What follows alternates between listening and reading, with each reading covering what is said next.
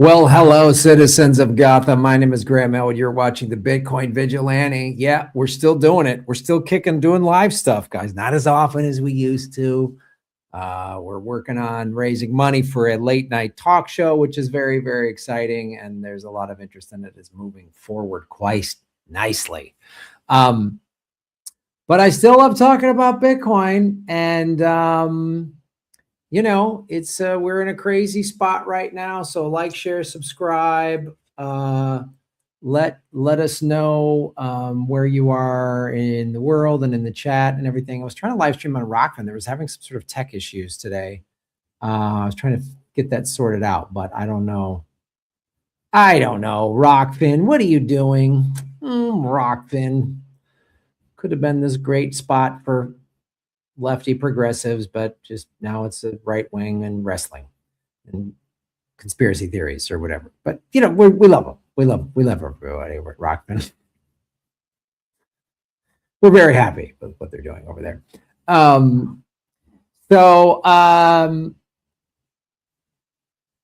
Yeah, go to grahamelwood.com, everybody. There is a link to my GoFundMe there at grahamelwood.com. There's also a link to buy the Christmas album, A Socialist Christmas with Graham Elwood. So please check that out. So much fun making that album. And I've even posted some kind of little music videos for it on my social media. My social media is at Graham Elwood on all of them. TikTok, YouTube, Instagram, Twitter, or whatever you want to call it, X. I'm drinking lovely green tea. And yeah, what else is there? I'm going to be announcing shows in China in January. I've got a little tour through China, which I'll be doing shows in and around Shanghai, like Ningbo, Nanjing, I believe, and then shows in Beijing. So I'll be there for 2 weeks, and then putting together shows in Japan, in Tokyo and Osaka, the end of January. So those dates, as soon as I get those locked in, I will have those up on my website, grahamelwood.com. Subscribe to the newsletter. We just sent out a new newsletter. Yeah, you know, participate in the collapse of the American empire. So, you know, it's kind of cool watching an empire collapse in real time. Yeah, put that out there. So let's get right into it.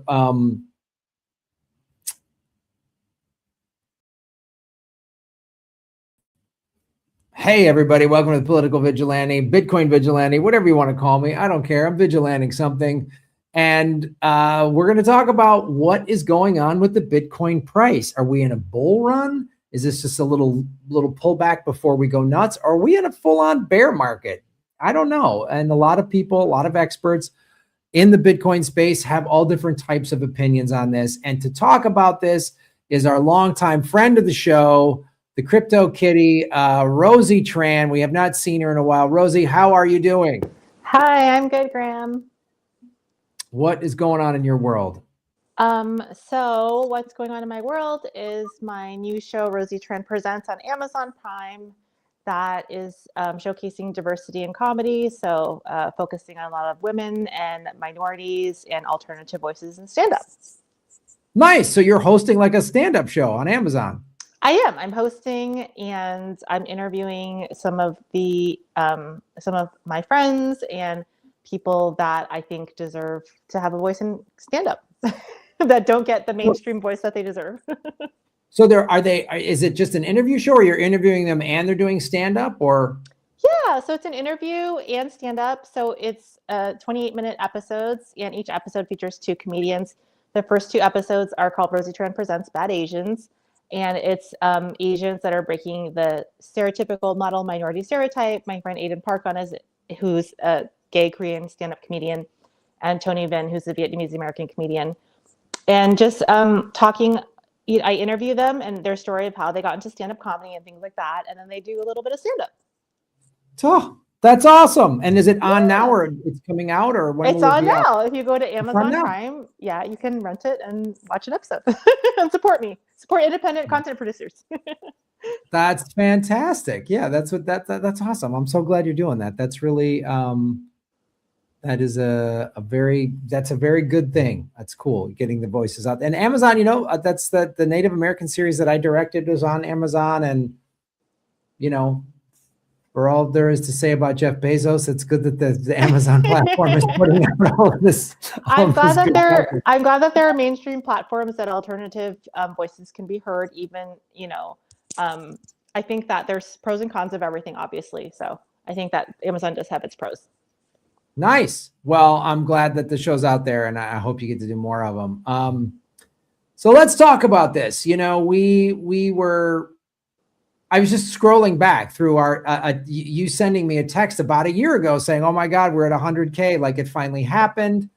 And this last 2025, I mean, I'm obviously no fan of Donald Trump, but I can give him credit for the fact that the Bitcoin Strategic Reserve, I think, is a good idea. His crazy meme coins and all of his scams and his pump and dump, I can't say I condone those, but obviously there's a huge, like a short position right before he announces 30 minutes before he announces a trade tariff, and who knows which one of his sons did that short position. But anyway, just as Bitcoin goes, Cynthia Loomis, she understands Bitcoin. She helped draft the strategic reserve bill. And in this last year, we've seen Bitcoin go up consistently over 100, 110. There was the tariffs in April that brought the price down to 75, 80. It was doing kind of what it's doing right now, which is it was in the low 80s for a while. And then we had a new all-time high over the summer of 126,000. And so where are we, where do you think we are at now? Because, Michael Saylor is still, I mean, they tried to crush, tried to crush MicroStrategy's Jamie Dimon and that crowd. And to me, it appeared like they lost. But Bitcoin just in the last 24 hours went up to about 90K, and now it's back down to 86. And I know price prediction is sort of, a lot of people don't like doing that because who knows? But is this, and we've had these pullbacks right before a crazy bull run. Like we've definitely had those. And some people say, well, this is an indication of a bigger bear. We're going to go as low as 40K or whatever. But it's some people within the Bitcoin space, not the Peter Schiffs of the world, but like people within the Bitcoin space who track it and study it are like, this might be, there's all these variables. So I wanted to get your take on it. As somebody that follows this, you helped orange pill me, and like over 5-6 years ago, you did that. And so where do you think we're at right now? What do you think is happening? So I will say, and sound like a boring dead record, but I think Bitcoin is just Bitcoining. It's a very volatile asset. Unfortunately, or fortunately, the information that I've been saying, speaking with you about for the last few years is exactly the same regardless of price. So first of all, Bitcoin is super volatile. It is still an alternative asset. It is not a mainstream asset. If I go, hey, Graham, let's go to the supermarket, and we go to the supermarket and we go up to like 5 random people, 4 out of those 5 random people have no idea what Bitcoin is. They still have absolutely no idea what Bitcoin is. Or they're like, isn't that like a Reddit thing? Or, someone might know something about it. But 4 out of 5 people, if we go just, wherever we are, if we're in Milwaukee or if we're in Los Angeles or if we're in Miami, Florida, maybe Miami, you would have a higher percentage of Bitcoin people. But if we just go to a random grocery store anywhere and say, hey, do you know what Bitcoin is? I guarantee you the majority of people will be like, what is that? Isn't it like a scam thing? Is it internet money? And so we are still, even at 86,000 or whatever the price is today, at the very cusp of most people do not know what Bitcoin is. And so there's still a lot of people flooding into the crypto space going, oh my God, I heard that it went to 120, and buying and then freaking out and selling. And that is just the wave of Bitcoin. It happens every single time Bitcoin reaches an all-time high. A bunch of new people hear about it, their ears perk up, they jump into the market, and then they freak out. And so that creates a lot of volatility in general. So that's the first thing. And I've said this, I think, every time I've been on your podcast, and I'll continue to say it until we go to the supermarket and it's 4 out of 5 people know what Bitcoin is. No, it'll be when we go to the supermarket and we pay for our groceries with Bitcoin. That's when we'll know, like, oh, it's full adoption when, or as you say, at least 4 out of the 5 people understand it and own it, not just say something. Isn't that scam thing that they use for whatever, or that Sam Bankman thing, or that, like, yeah. So I'm sorry, go ahead. So that's my number one, I think, point is that we're still, you and I are still in the crypto nerds category, not like the everyday people category. And so, a lot of people still don't understand what it is. And because they don't understand what it is, a lot of people will jump in. They jump in when they see all-time highs. They jump in when they hear news about it, and so that creates a lot of volatility. The second thing that is happening is that Bitcoin, crypto, and a lot of assets tend to dip in the winter anyway, because people are selling assets to buy Christmas gifts, or, and it tends to go up around, March and April, May, when people get their tax returns, they have extra money, they put money into the market and things like that. So that's all across all asset classes, is that during Christmas time, during the holidays, obviously we're not all billionaires running around with just unlimited cash. And so a lot of times assets, especially alternative assets like Bitcoin, crypto, Ethereum, and things that are not kind of like your main, your 401k, your main stocks and things like that. People are like, okay, this is kind of like a fun thing I invested in just to see, and, I need to buy Christmas presents, so this is more important, or this is priority. And so that happens a lot. You have to understand Bitcoin. I mean, this, but the listeners or watchers have to understand that Bitcoin is this decentralized internet money. And so it's not, the majority of people owning it being the Michael Saylors. It's everyday people like me and you, Graham, who are backing this Bitcoin network. It's the little guy. It's not an Elon, Jeff Bezos type of thing. It's which came up out of, the internet. And a lot of people that are diehard Bitcoiners are the little guy. I mean, that's what Bitcoin represents, is not the central bank, not the Wall Street guys. It's the little guy. And so unfortunately, we would all love to take every penny that we have and put it in Bitcoin as much as we want to. But, Christmas comes around and bills need to be paid, and it's end of year and things stack up, and you'll see that a lot. But specifically with assets like cryptocurrency, that people see more, I don't want to say as a throwaway asset, but they don't take it as seriously as their kind of like core investment portfolio, like their retirement assets. Yeah, I think you bring up a good point. I mean, one of the things we've seen this fall is a lack of retail in Bitcoin. It's a lot of, and because there aren't as many, and also too, the thing that's just, the economy is not great. So people don't have an extra 500, 1,000, 2,000, whatever to throw in to just try this Bitcoin thing, like you say. But also I think that mentality has translated into some of the institutional money, because we've seen giant amounts of institutional money come into Bitcoin. When it was over the summer, it was a $2.4 trillion asset. And that was its market cap, and now it's down to 1.7 or something like that. So you've seen 700 some billion dollars come out of it. And I've heard of a lot of different theories. Some of it is you can track this, like some old school Bitcoin whales have cashed out, which I was thinking about, like, if I would have bought Bitcoin in 2000 when it was 50 cents or $1 or something, and I had all of this, and now here I am 15 years later,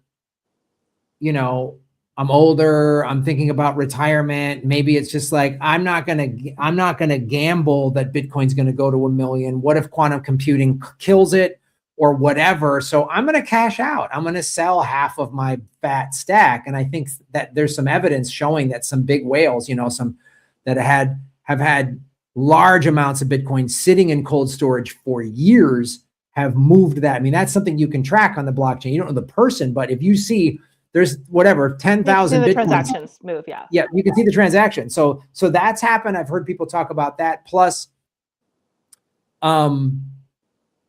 there's everyone's like the bond market and all of these financial bubbles. Some people have even flat out said, the head of the EU and other people have said they view like Trump is trying to nosedive the dollar.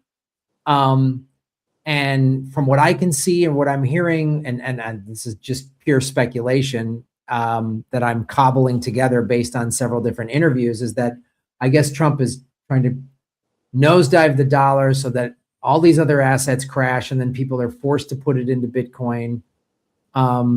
Because we're in a different time. I mean, yes, Bitcoin has these short-term volatility is a part of Bitcoin. I always tell people, just buy it and hold it for 5 years, 4 years even, you'll make money. Just trust me on that. You'll make money.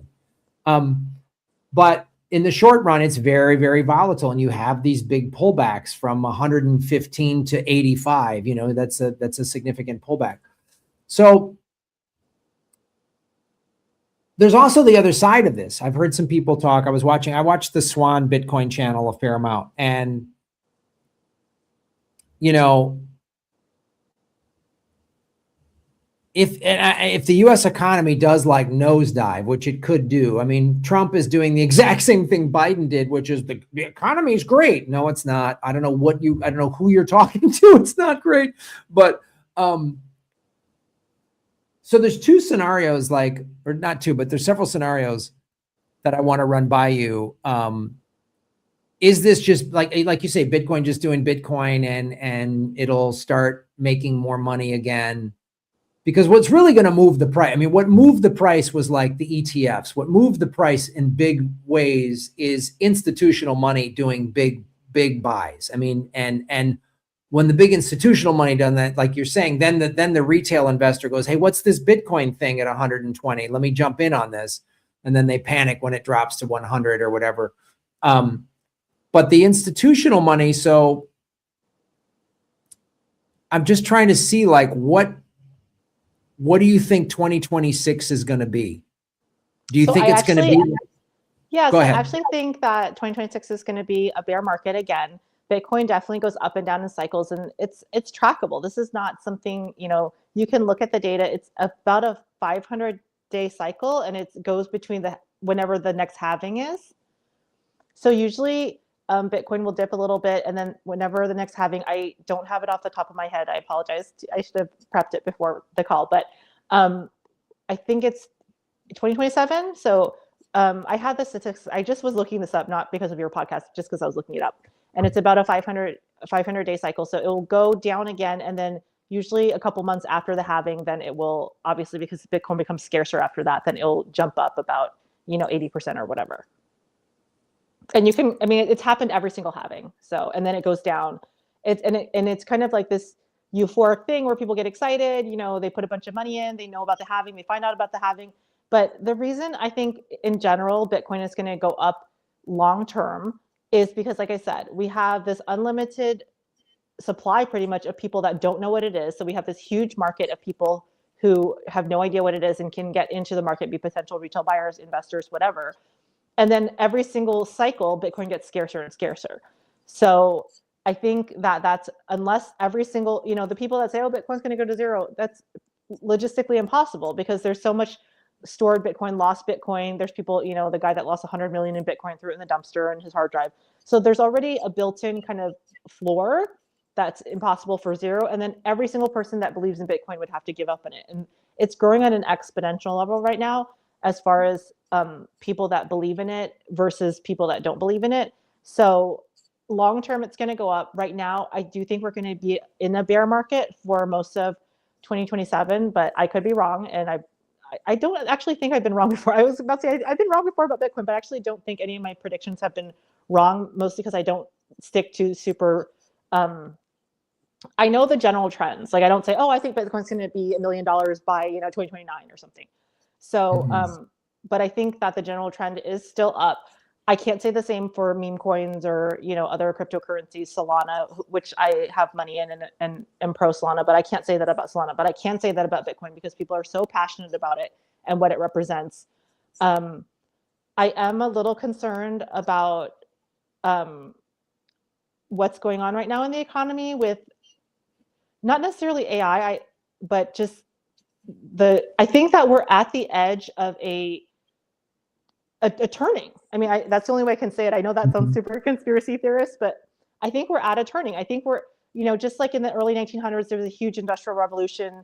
And I think we're in a robotics revolution. And Graham, when you and I are in our 70s and 80s, everything is going to look completely different. And we're at that turning point for that, everything looking completely different. There are self-driving cars, you know, if you are hanging out in Hollywood or LA, you might get run over by a Waymo.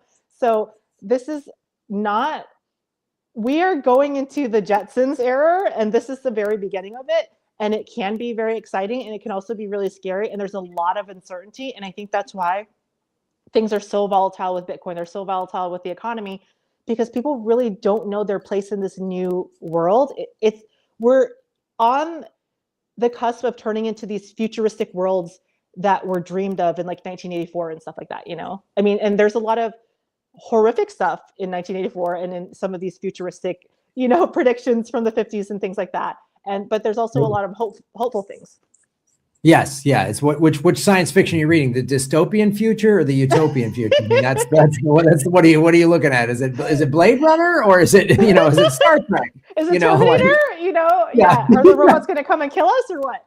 So I actually think it's going to be a little bit of both, because human nature, there's good people and there's bad people. You know, obviously want to go towards the good, but I do think that Bitcoin is part of this kind of AI robotics.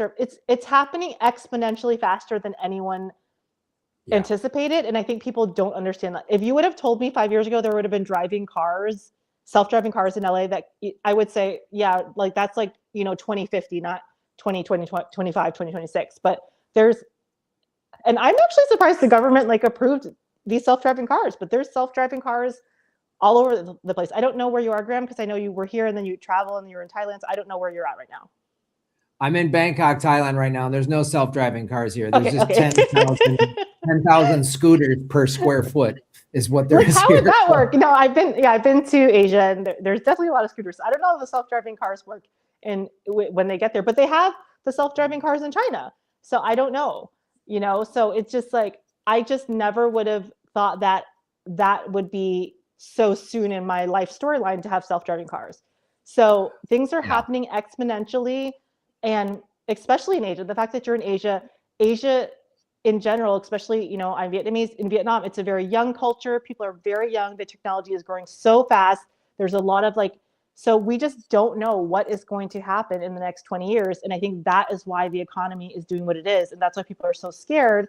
I don't think people should be scared. I think they should be cautious, but there's a lot of fear, and that's causing volatility in the finance markets and in people's everyday lives with the economy and things like that. Yeah. I mean, you bring up a great point. I mean, 2 years ago, nobody knew what ChatGPT was. Nobody even mentioned the name. And now it's this like thing that is permeating like everyday life, and people are seeing jobs getting taken away, and what's going to happen to my job, you know, and it's going to, like you say, it's going to be this very sort of cataclysmic shift, and we don't know if it's going to be good or bad. It's hard to say.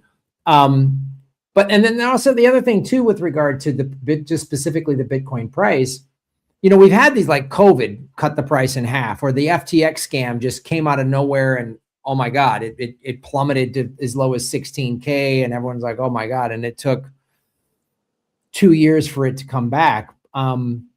So we could have another, but there also could be these things. I've heard some people say the past bear and bull cycles are going to get completely disrupted in a good way, because if America, and Trump said he was going to do this during the campaign, I knew it would be difficult to do this, but if the United States starts buying Bitcoin to add to its strategic reserve, then Russia and China will have to follow suit. That's the other thing too, is the BRICS countries, the whole reason for the creation of BRICS was to not have to play the United States game and not have to deal with the petrodollar and everything else.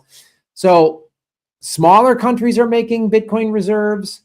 A couple of states in the US are doing it, but that's another thing that could suddenly just push the price into, we could just go into a parabolic, endless bull run, is if Russia and China start buying, so then the three largest economies on planet Earth are buying Bitcoin wholesale, the price is going to go nuts. And then everyone is going to jump in. I agree with you. My understanding is that China has been secretly buying Bitcoin. I don't know if that's true, but I had read reports that, so they kept banning it for many, many years, as you know, and every single time they banned it, there was large transactions on the blockchain. So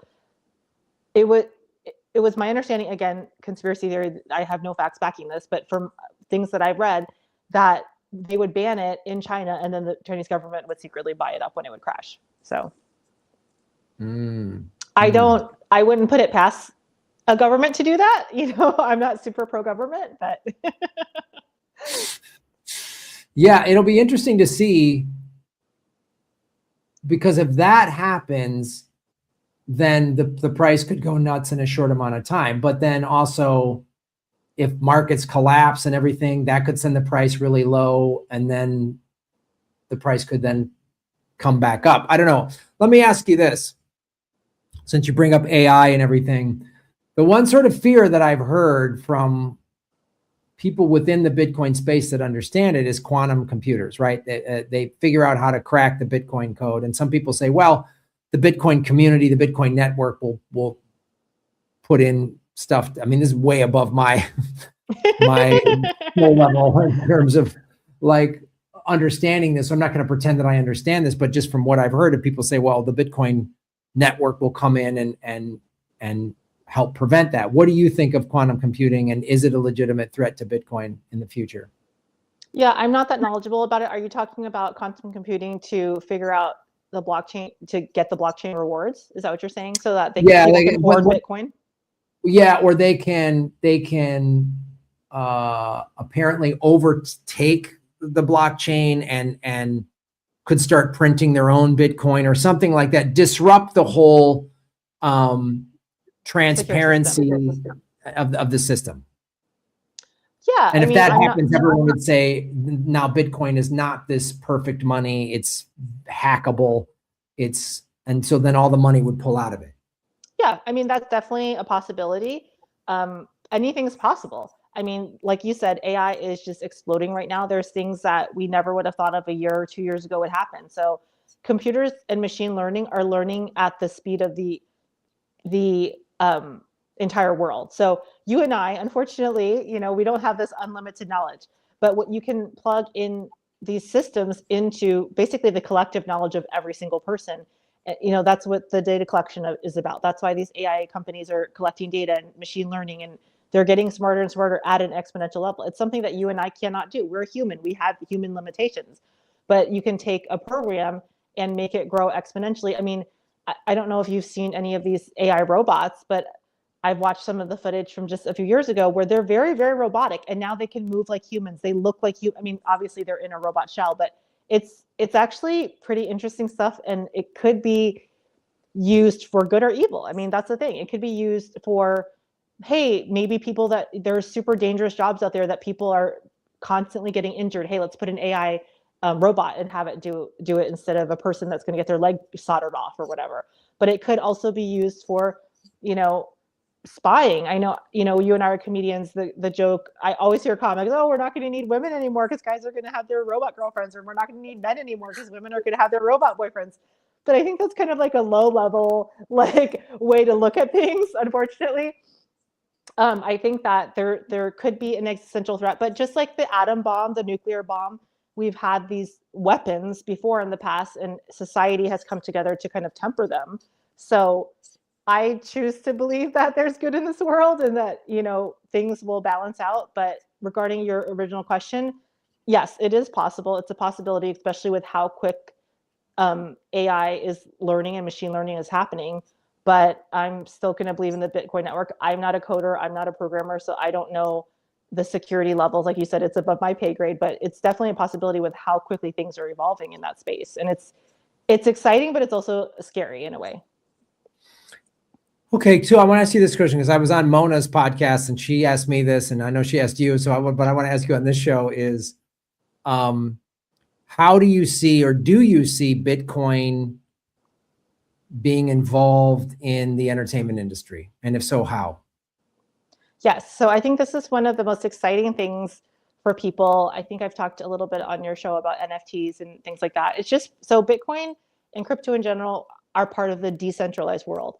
And I love the decentralized world. I love it. I love that I can co-produce a show, get investors and produce a show on Amazon Prime and have someone have access to my stand-up and some of my friends' stand-up. I love that.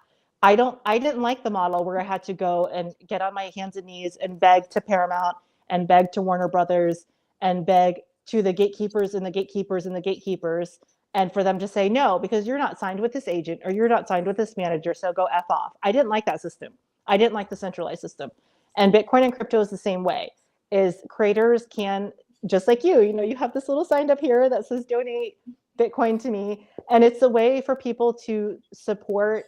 You can do traditional as well. You can do Venmo, you can do Zelle, but all of these platforms, whether it's Zelle, Venmo, Bitcoin, whatever, it's allowing creators to create independently and decentralized from the centralized control. I don't want Uncle Sam telling me, what I can and can't do and taking 80% of my money in taxes and putting me in the slave system. And I do not like having to go on my hands and knees and beg to these giant corporate media conglomerates to give me a chance. So I'm for anything that is decentralized where the creator, the artist, has some control. And you can do that with NFTs through cryptocurrency. You can, mint your own comedy album and things like that, and make sure that you get residuals on it. And so that's what I love about it, is that it's a way for creators to create and get, basically the credit that they deserve. Because I've done a comedy special where it was under a corporate brand, and they basically made all the money and exploited me, and I didn't like that. Yeah, it is. I mean, my special Manifested that is available on iTunes, Apple TV. I paid for it. I cashed out a big crypto chunk that I had, and that's how I financed it myself.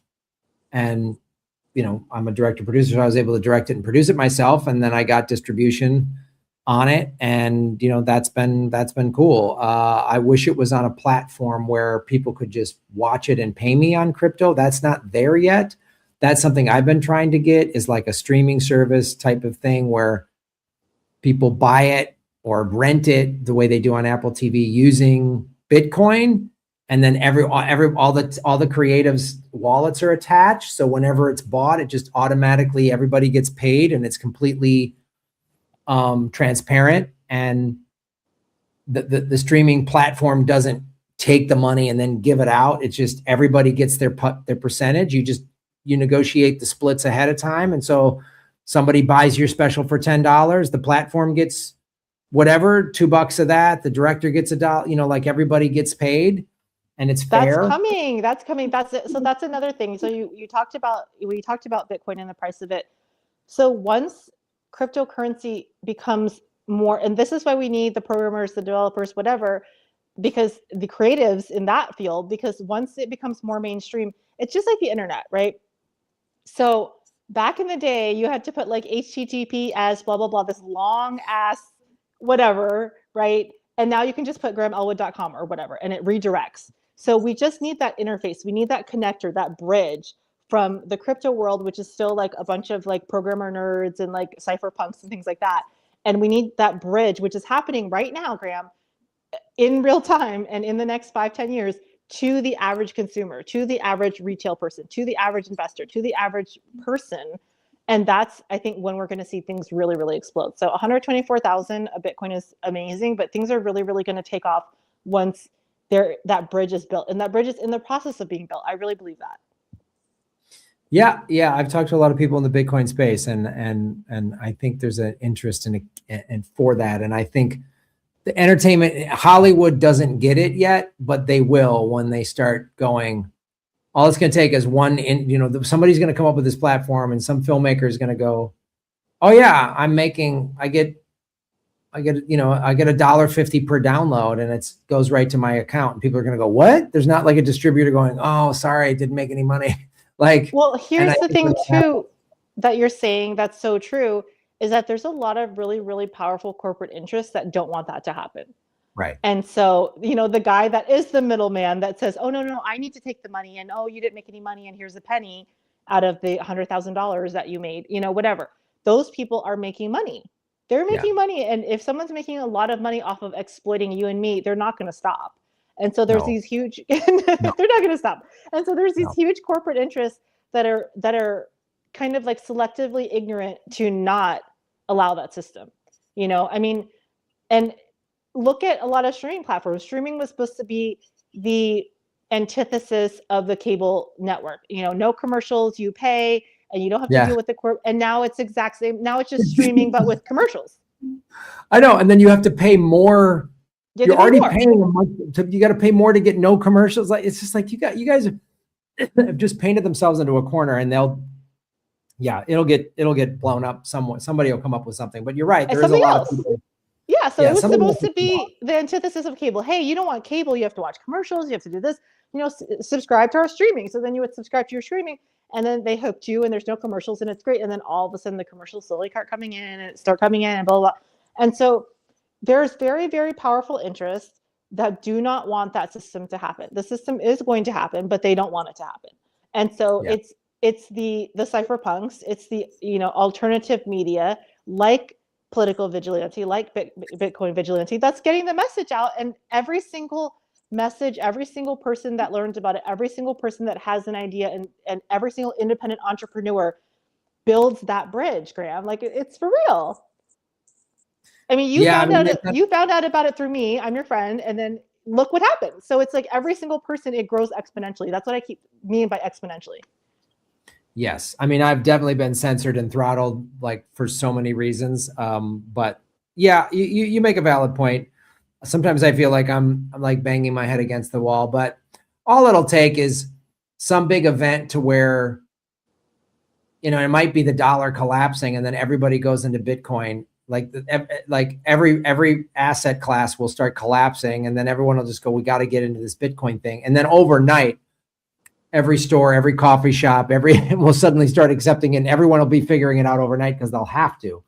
It's like nobody was doing Zoom meetings before COVID. You kind of did it, but then, now everyone's doing Zoom meetings. Yeah. Everyone's doing Zoom meetings. Nobody knew what ChatGPT was 2 years ago. Now everybody knows what it is and has at least used it once or twice. Everybody has at least tried it. I remember being in an office. I was working in an office, and I said, there's no reason for me to be here. I just do everything on my computer. I could just be at home doing this. And my coworker said, you would never be allowed to work from home. And 2 years later, I was like, okay. I was like, I mean, we're not doing anything. We're at an office. We could do this at home. It's just like on the computer. And so there's no reason for us to actually be here. And she's like, you would never be allowed to work from home, Rosie. And I was like, all right. And then 2 years later, everyone's at home. So. Yeah. And since COVID, a lot of companies have not gone back to in-person working. Some have, but I know companies that are exclusively remote. Now. They just, why spend all this money on a big office building?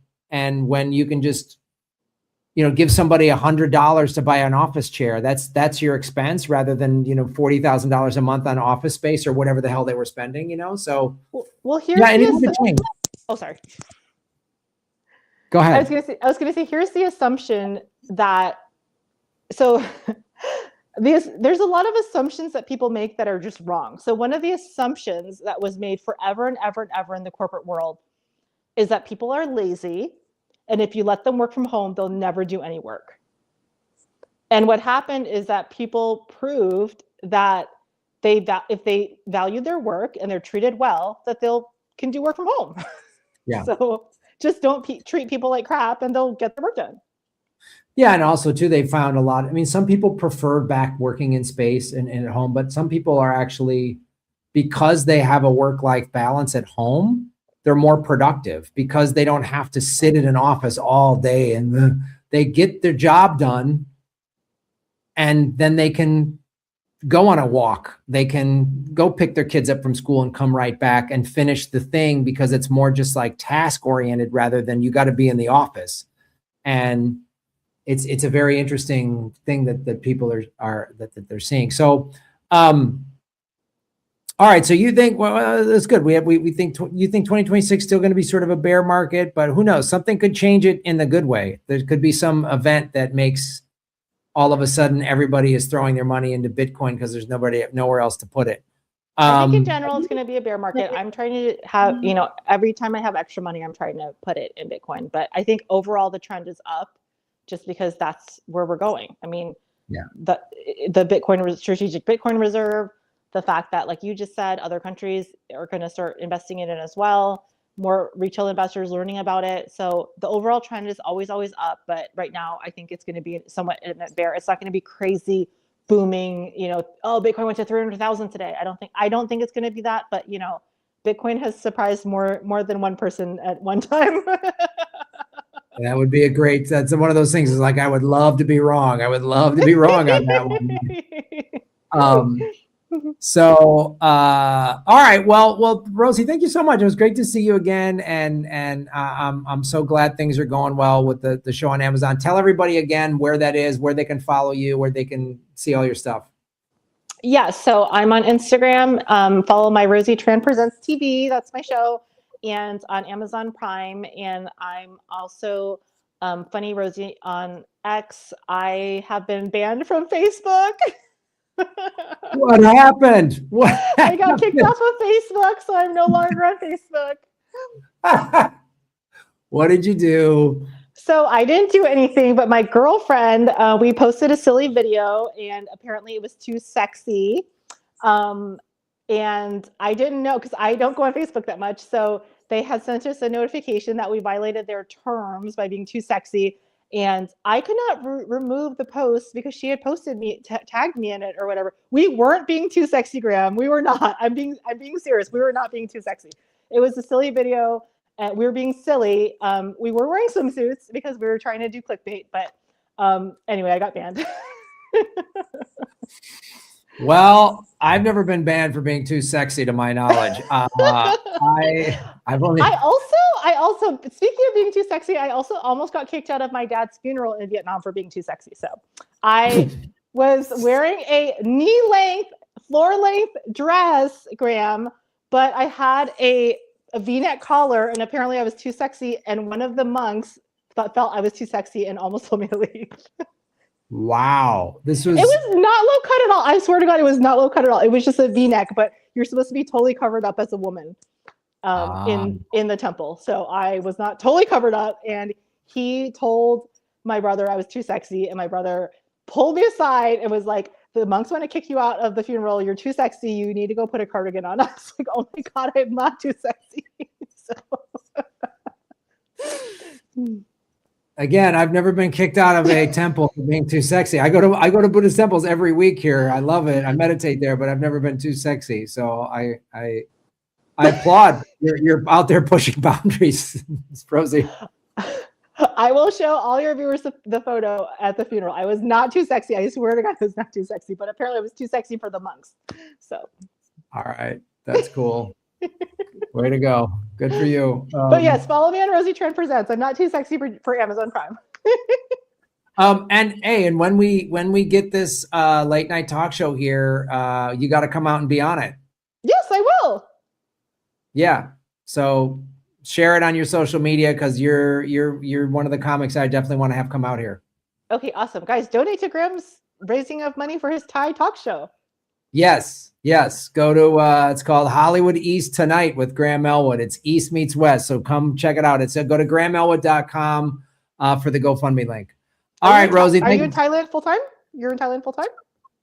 Yeah, I mean, to do this show, I mean, there's definitely some stuff. I'll be back in LA for a while, but this show is taking up a lot of time in a good way. And so we're going to be neck deep in production, probably starting in March.